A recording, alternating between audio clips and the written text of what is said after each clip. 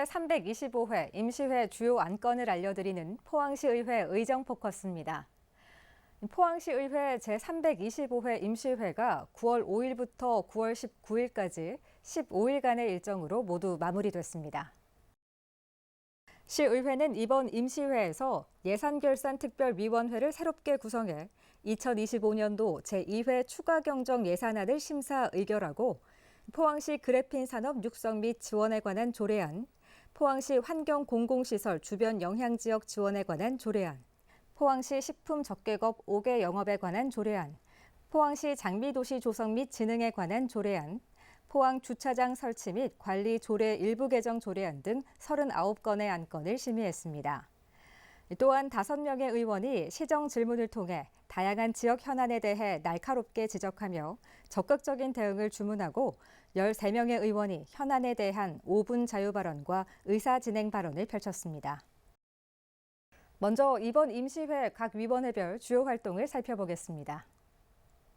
예산결산특별위원회는 포항시가 제출한 2025년도 제2회 추가경정 예산안 3조 3,153억 원에 대해 일반 회계는 13억 4,912만 원을 삭감하고 특별회계는 300만 원을 삭감해 모두 예비비로 편성하는 수정안을 의결했습니다.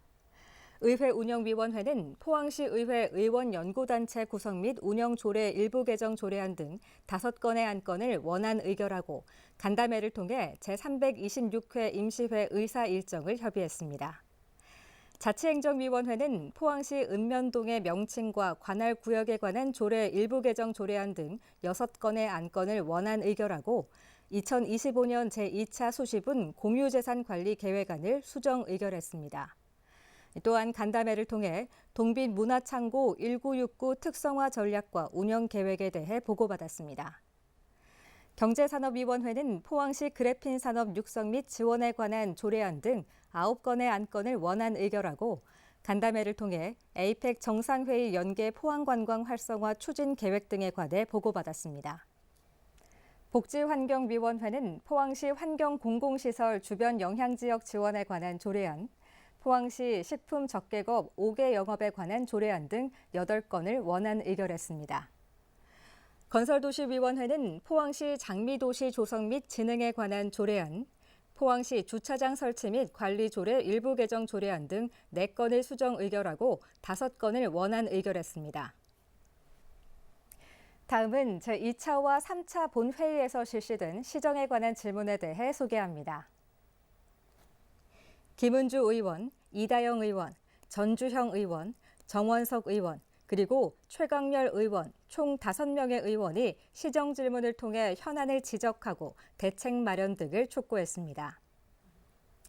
첫 질문에 나선 김은주 의원은 지난 7월 숲가꾸기 사업에서 발생한 외국인 노동자 사망 사건을 언급하며 폭염 속 보호장비 지급과 안전교육, 유가족 지원 대책을 물었습니다. 또 산림사업 관리 대행 체계의 전면 재검토와 유가족 보상을 촉구했습니다.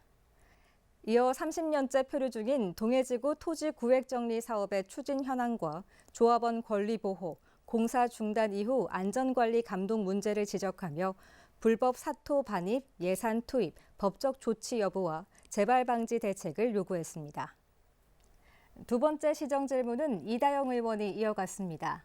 이다영 의원은 지속 가능한 포항을 위해 경제 성장과 복지의 조화를 강조하며 산업위기 선제 대응 지역 지정 이후 포항시의 전략을 물었습니다.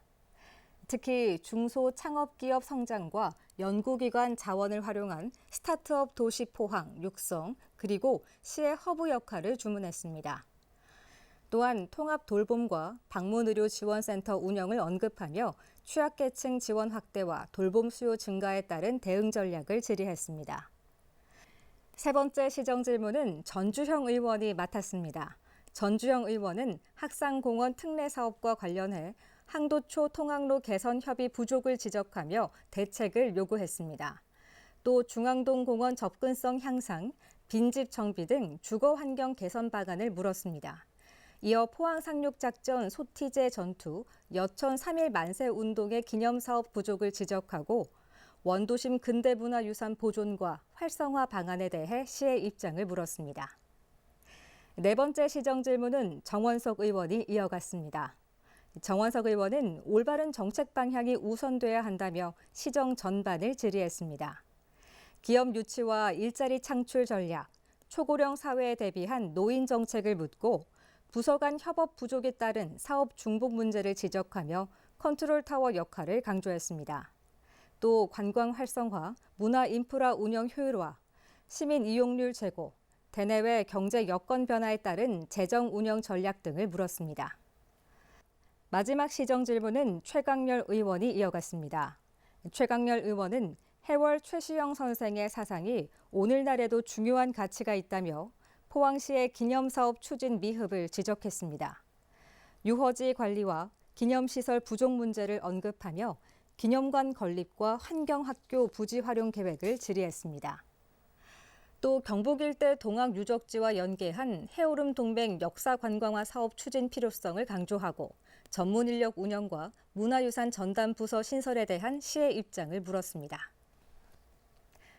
다음은 다양한 지역 현안에 대한 의원들의 5분 자유 발언과 의사 진행 발언을 소개합니다. 먼저 김하영 의원은 5분 자유 발언을 통해 공사 과정에서 잦은 설계 변경으로 인한 예산 증가와 행정 낭비를 지적했습니다. 이어 이를 방지하기 위해 설계 변경 심의위원회 설치, 운영을 제안했습니다.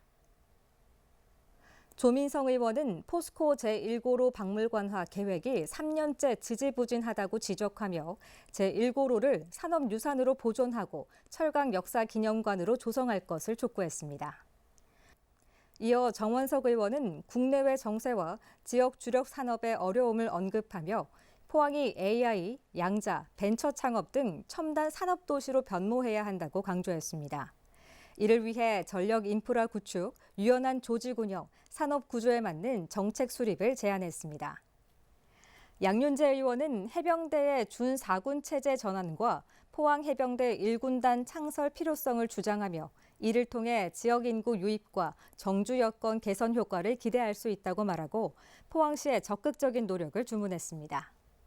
황창규 의원은 공공사업의 부실한 실시 설계 용역으로 인해 설계 변경이 빈번하다며 이는 공사비 증가와 지연을 초래한다고 지적했습니다.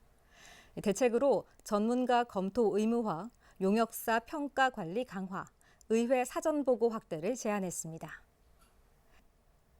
백강훈 의원은 최근 발생한 포스코 ENC 인명사고에 대한 정부의 과도한 제재를 언급하며 이는 지역 경제에 피해를 주고 기업 간 형평성에도 어긋난다고 우려했습니다. 이어 안전 확보와 지역 경제 보호가 조화를 이루는 균형 있는 대책을 정부에 요청했습니다.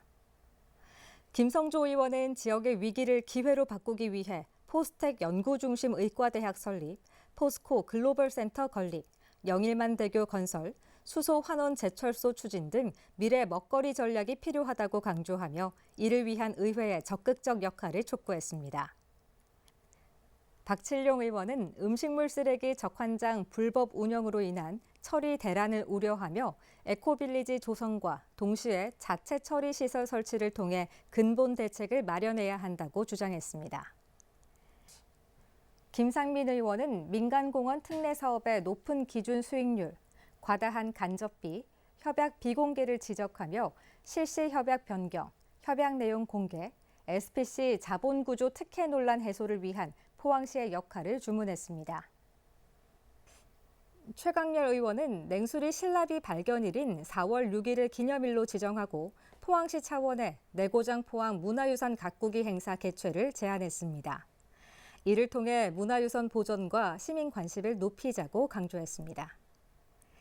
김상백 의원은 국도와 지방도의 관리 주체가 국토관리청, 경상북도, 포항시로 분산돼 있다며 이로 인한 유지보수 지연과 민원 처리 문제를 지적하고 기관 간 유기적 협조 체계 구축을 주문했습니다. 이상범 의원은 면지역 주민들이 수십 년간 사용해온 사실상 도로가 법적으로 지정되지 않아 불편이 크다며 해결책으로 현황 도로 전수조사와 도로 지정 매뉴얼 마련을 요청했습니다. 마지막으로 박칠룡 의원은 의사 진행 발언을 통해 본회의 안건 표결 시 재석 의원 수와 출석 의원 수 기준을 명확히 하고 정확히 적용할 것을 요구했습니다. 포항시 의회의 다음 회기는 오는 11월 17일부터 24일까지 8일간 열리는 제326회 임시회로 조례안 등 심사, 예산 심사를 위한 현장 방문 등이 예정돼 있습니다. 이상으로 제325회 포항시 의회 임시회 의정 포커스를 마치겠습니다.